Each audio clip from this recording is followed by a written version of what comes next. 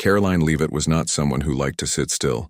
Her life moved at a pace that most people found exhausting.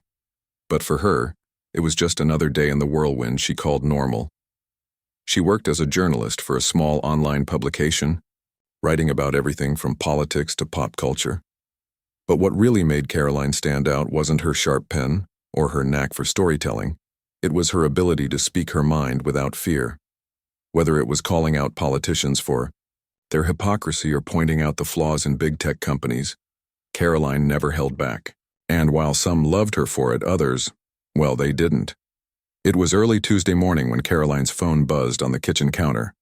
She had been sipping coffee and scrolling through Twitter, half-heartedly replying to comments on her latest article. The headline, "Why We Should All Be Afraid of Big Brother," had gone viral overnight, racking up thousands of likes and shares. It wasn't the first time one of her pieces had taken off like this, but something about the timing felt different. Maybe it was because the article touched on government surveillance programs, a topic that always seemed to hit a nerve with readers. Or maybe it was just the caffeine talking. The buzzing stopped, then started again. This time, Karoline picked up her phone and glanced at the screen. The email subject line read, "Invitation to appear on Jimmy Kimmel Live." For a moment, she thought it was spam. After all, why would Jimmy Kimmel want her on his show? Sure, she wrote opinionated articles, but she wasn't exactly famous. Still, curiosity got the better of her, and she opened the email. The message inside was short and to the point. It explained that Karoline had caught the attention of the show's producers after her recent piece went viral. They wanted her to come on the program to discuss her views on privacy and surveillance. The taping would be live, and the date was set for Friday night. At the bottom of the email was a formal invitation attachment, complete with official logos and contact information. Karoline stared at the screen, her coffee forgotten. Was this real? Could this actually be happening? She pinched herself lightly just to make sure she wasn't dreaming. Nope, still awake.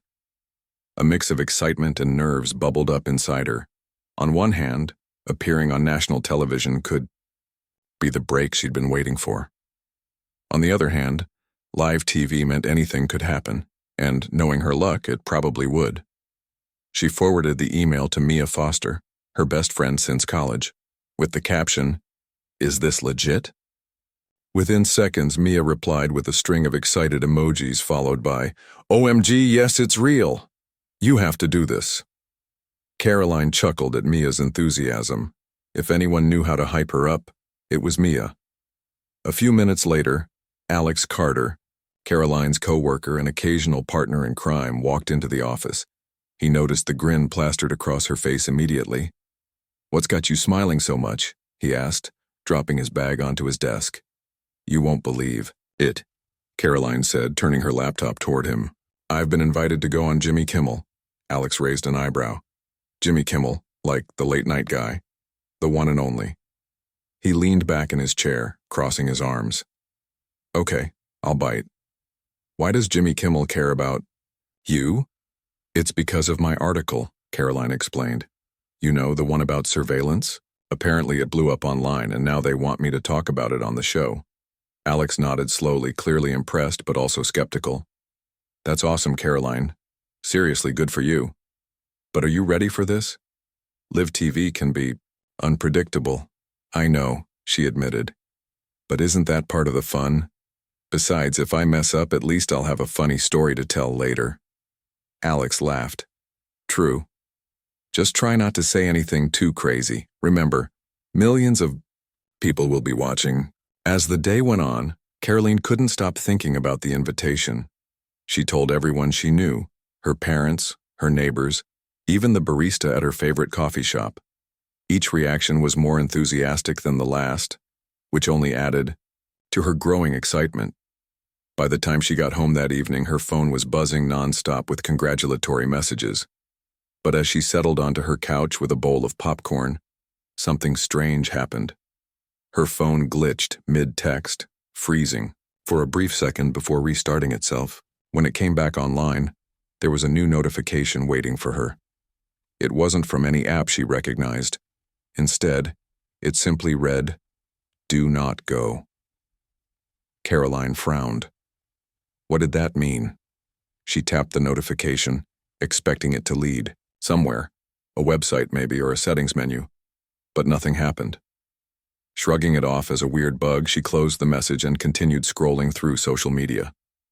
Over the next hour, though, the glitches kept happening.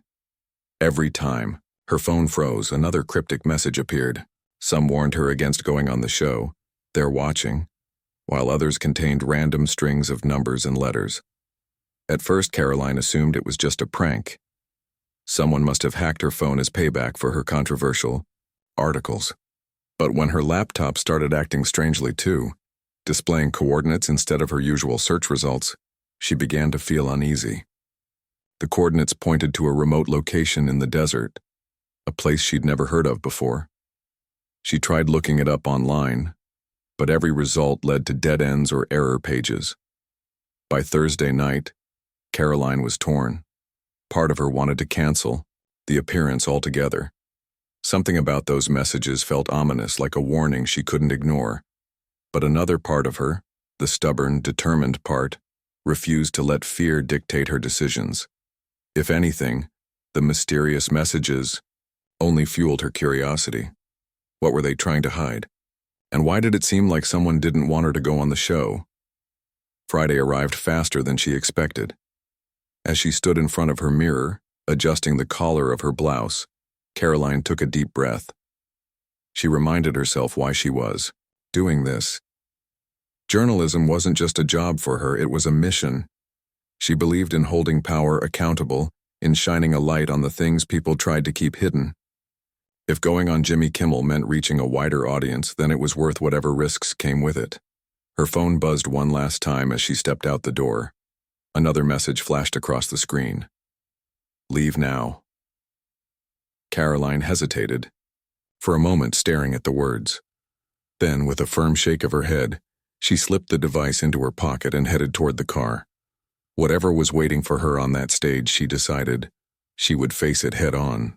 The lights of Los Angeles sparkled like diamonds as Karoline's car pulled up to the studio lot. Her heart was racing, but she tried to stay calm. She reminded herself that this was just another day at work, except it wasn't. Tonight, millions of people would be watching her. The thought made her palms sweaty, but she gripped the steering wheel tighter and took a deep breath. She could do this. A young man in a headset greeted her at the entrance. Ms. Leavitt, we've been expecting you. Follow me, please. He led her through a maze of hallways buzzing with activity. Crew members rushed past, carrying microphones, cables, and scripts. Someone shouted about lighting cues while another person adjusted a camera on its tripod. The energy in the air was electric, and for a moment, Karoline forgot about the strange messages she'd received earlier. This was live television after all, a place where anything could happen. She was taken to a small dressing room where a makeup artist waited to prep her for the show. As the woman dabbed powder onto her face, Karoline glanced at herself in the mirror. You look great, the makeup artist said with a reassuring smile. Just relax. You're going to do fine. Relax. That was easier said than done.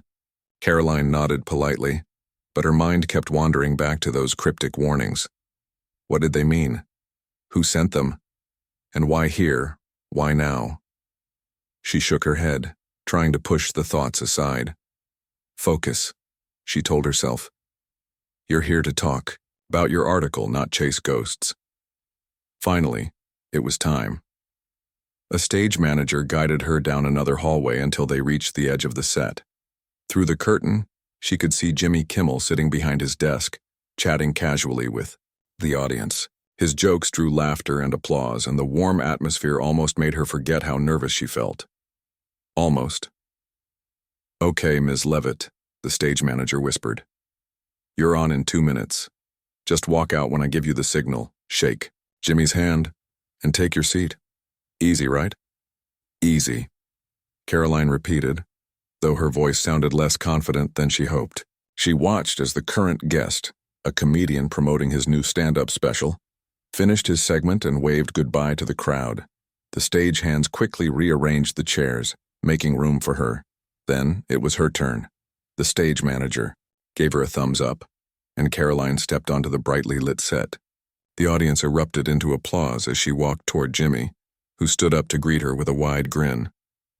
"Ladies and gentlemen, please welcome journalist and writer Karoline Leavitt," he announced, shaking her hand firmly. Karoline smiled, nervously as she sat down in the chair opposite him. Up close, Jimmy seemed even friendlier than he did on TV.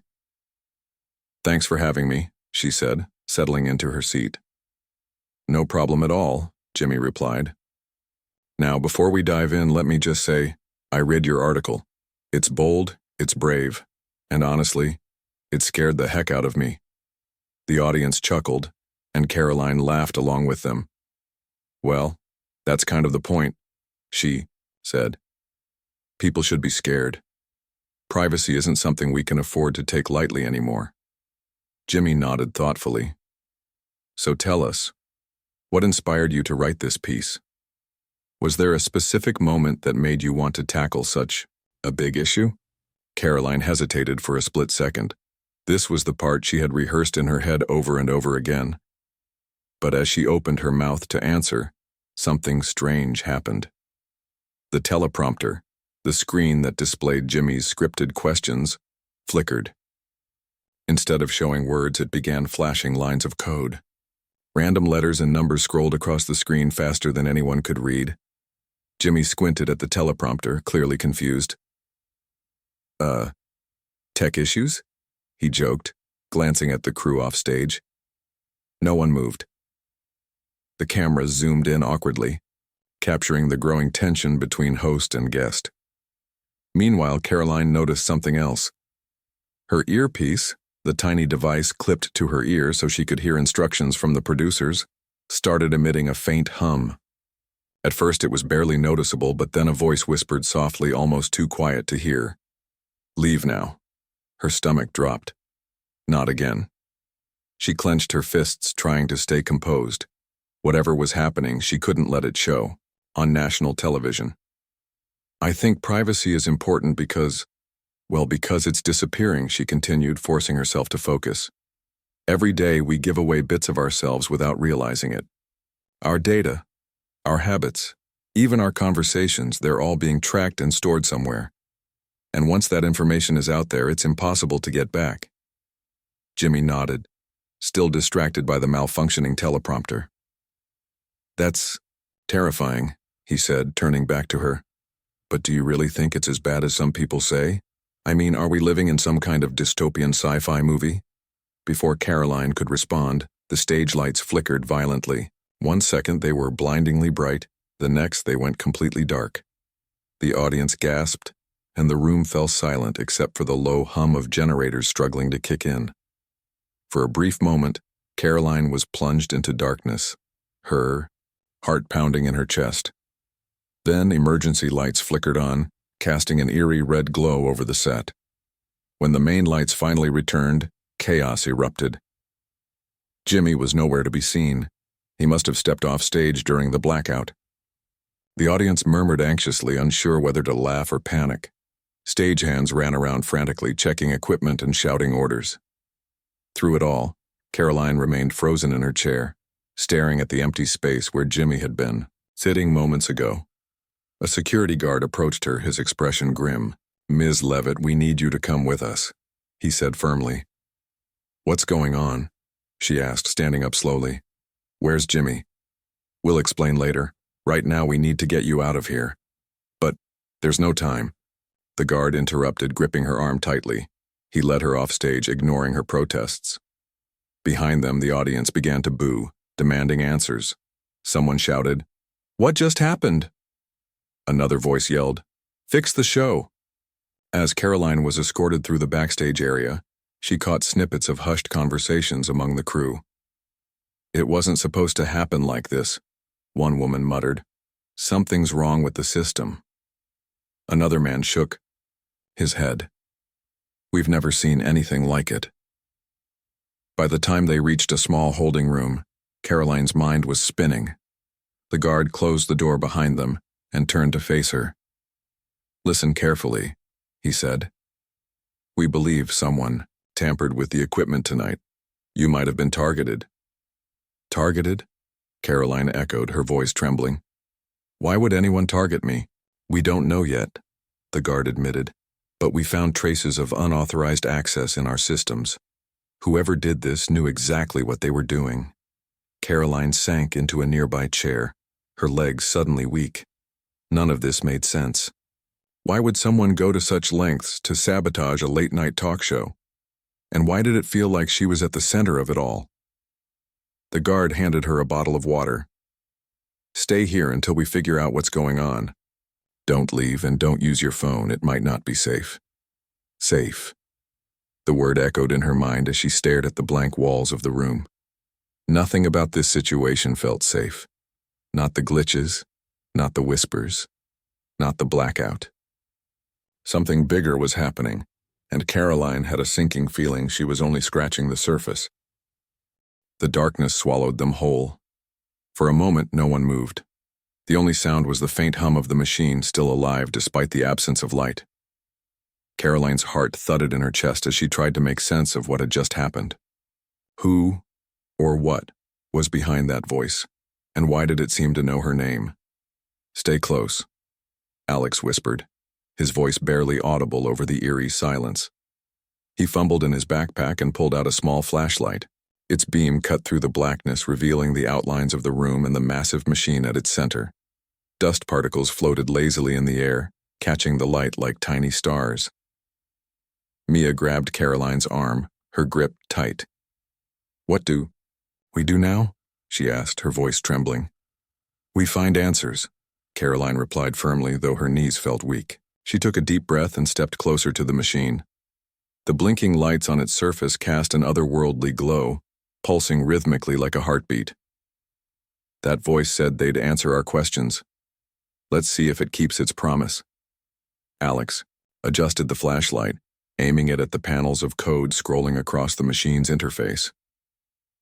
This thing is ancient, he muttered, running his fingers over the dusty surface.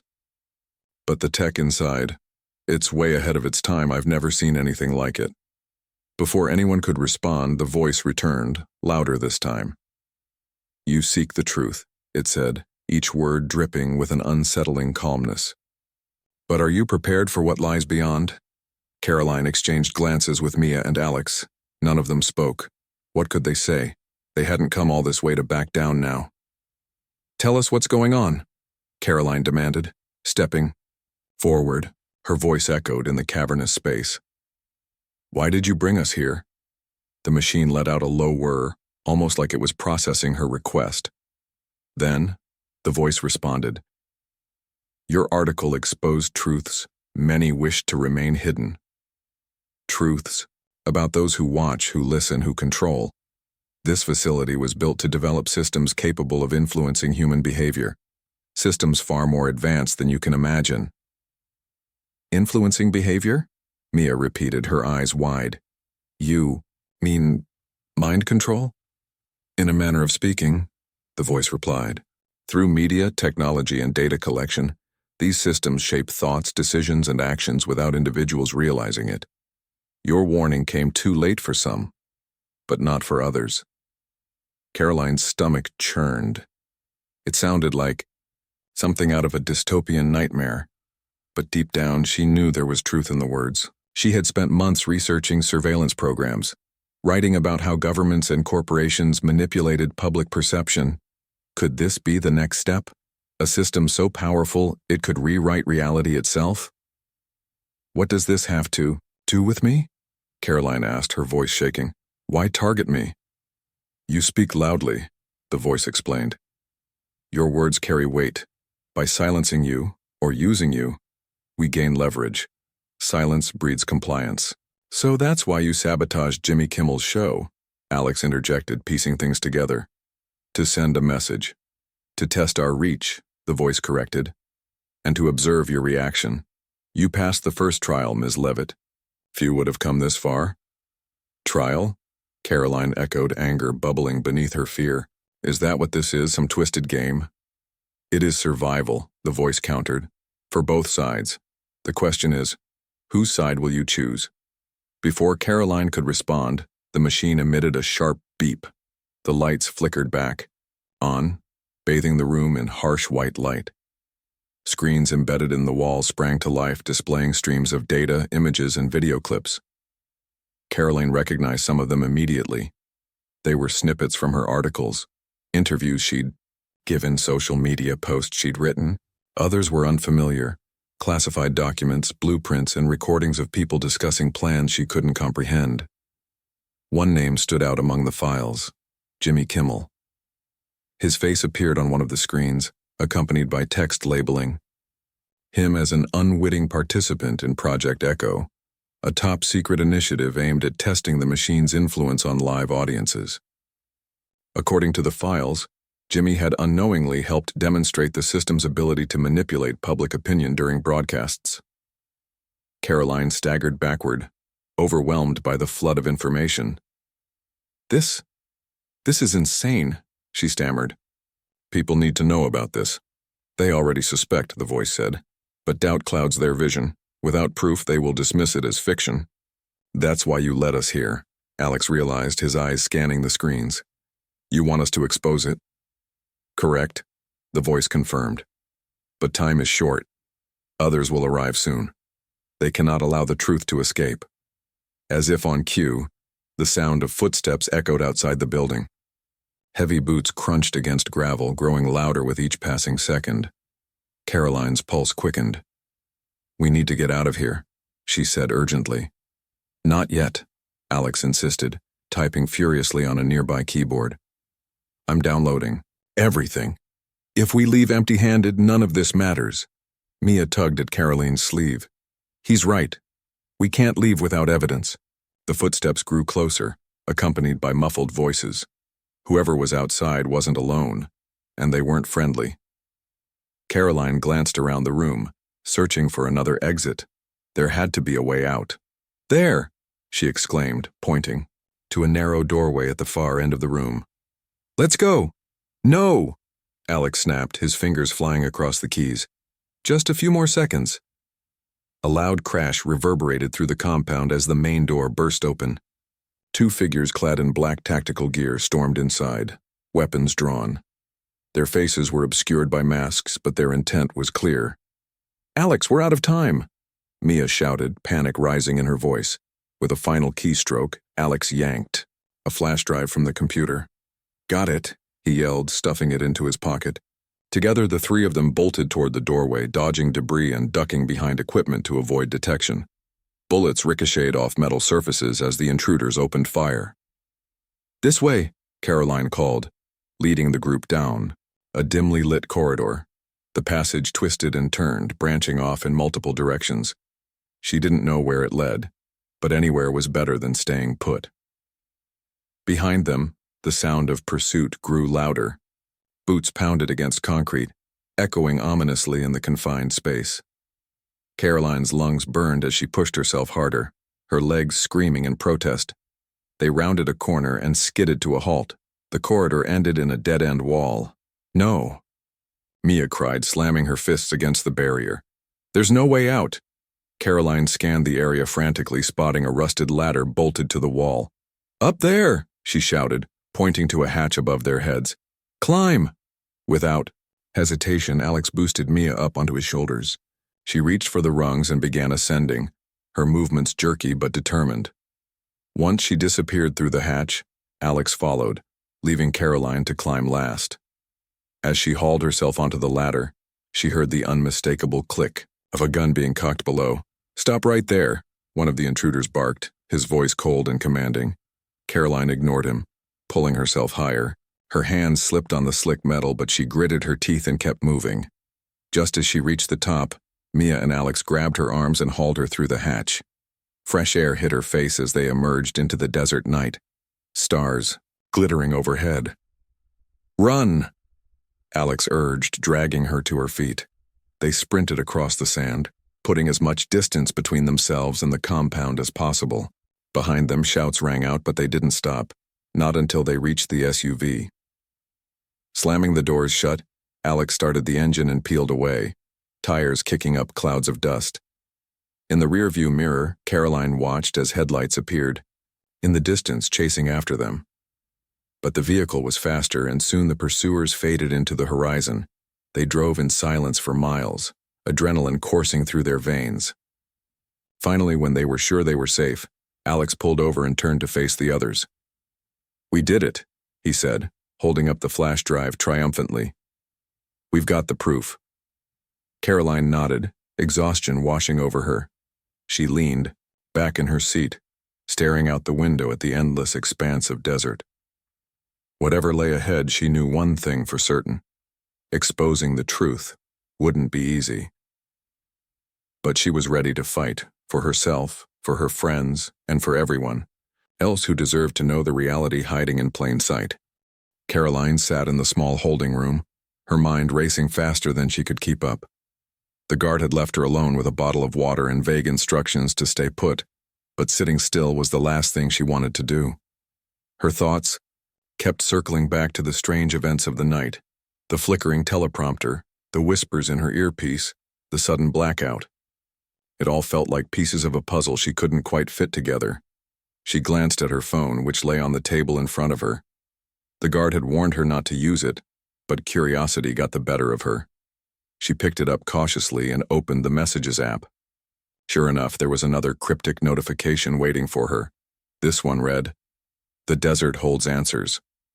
Below it were the same coordinates she'd seen earlier. Karoline frowned. What did that mean? And why was someone, or something, leading her toward the desert? She tapped the screen again, trying to pull up a map, but nothing loaded. Frustrated, she set the phone down and leaned back in her chair. Maybe it was all just a prank. Or maybe it wasn't. Her thoughts were interrupted by a soft knock at the door. Before she could respond, it creaked open and Mia Foster poked her head inside. "Hey," Mia said quietly, slipping into the room. "I heard what happened. Are you okay?" Karoline let out a sigh of relief. "Mia, thank God. I don't even know where to start." "Start with telling me everything," Mia said, pulling up a chair beside her. "From the beginning." So Karoline did. She told Mia about the glitches, the whispers, the blackout, and the mysterious messages. As she spoke, Mia's expression shifted from concern to disbelief to determination. By the time Karoline finished, Mia was nodding slowly.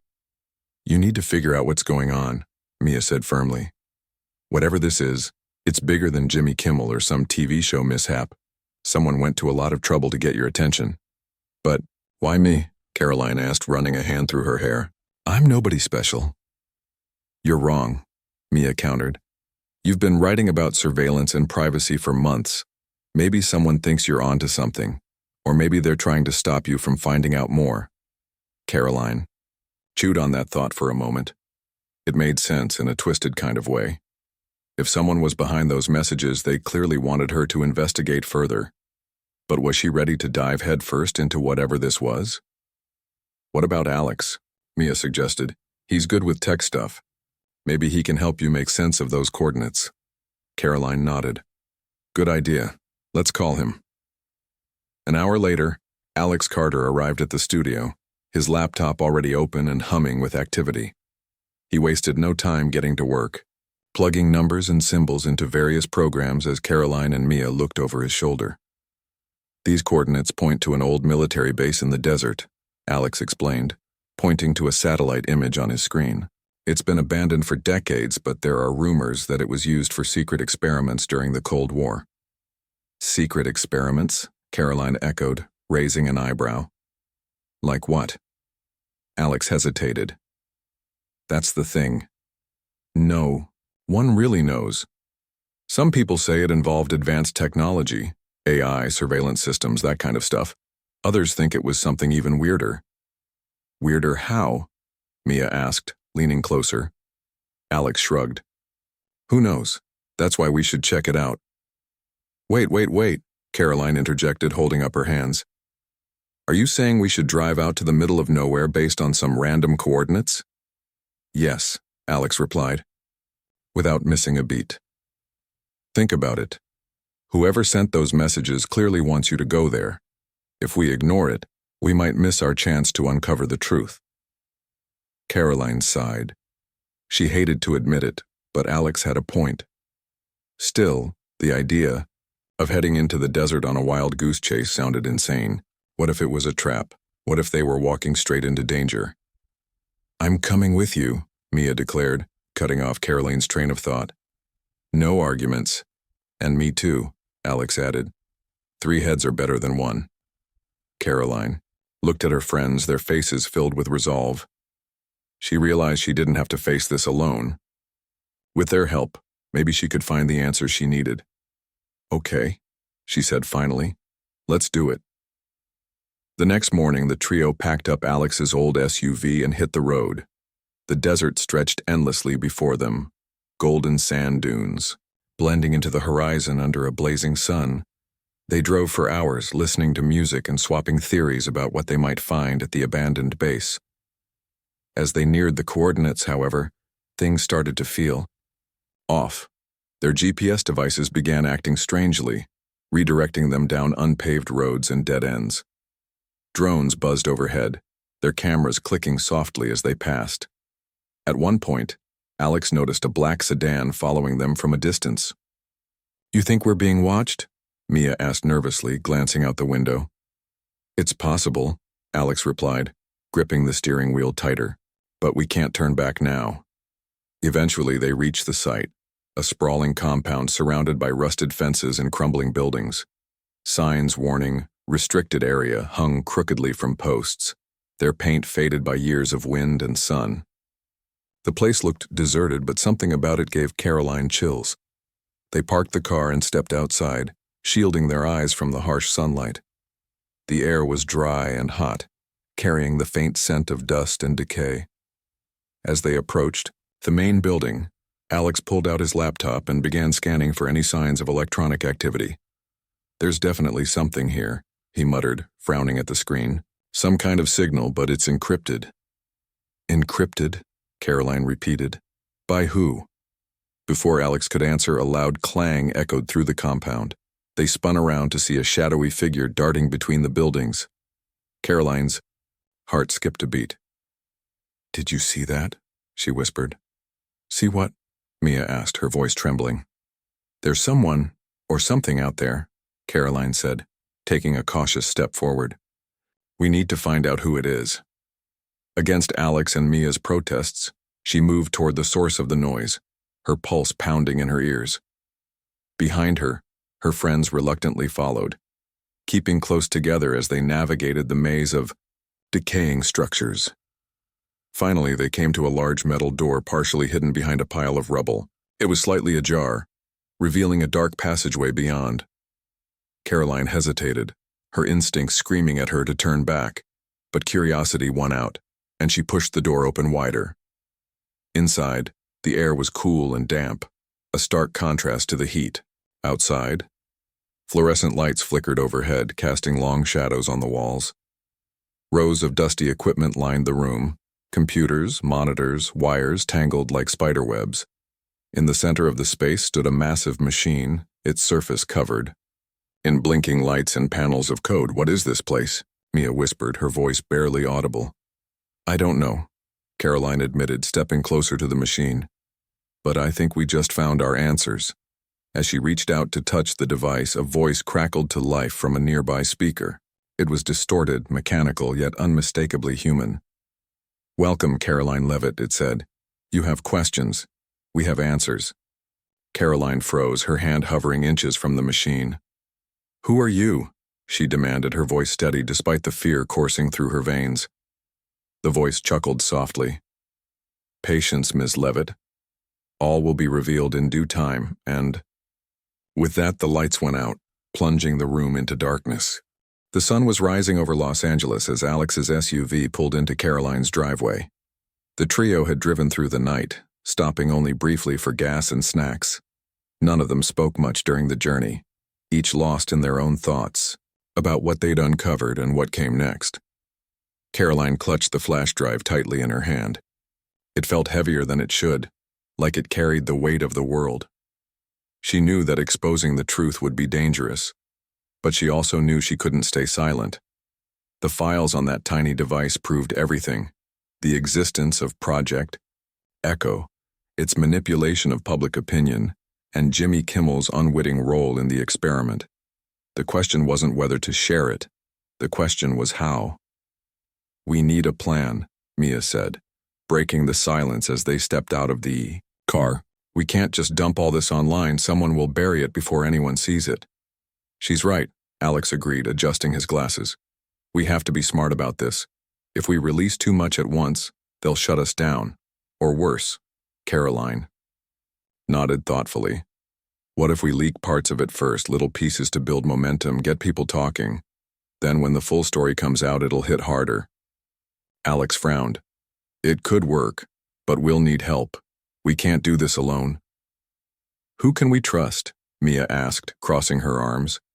"If these guys are powerful enough to sabotage a live TV show and chase us across the desert, they're not going to sit back while we expose them." Karoline hesitated.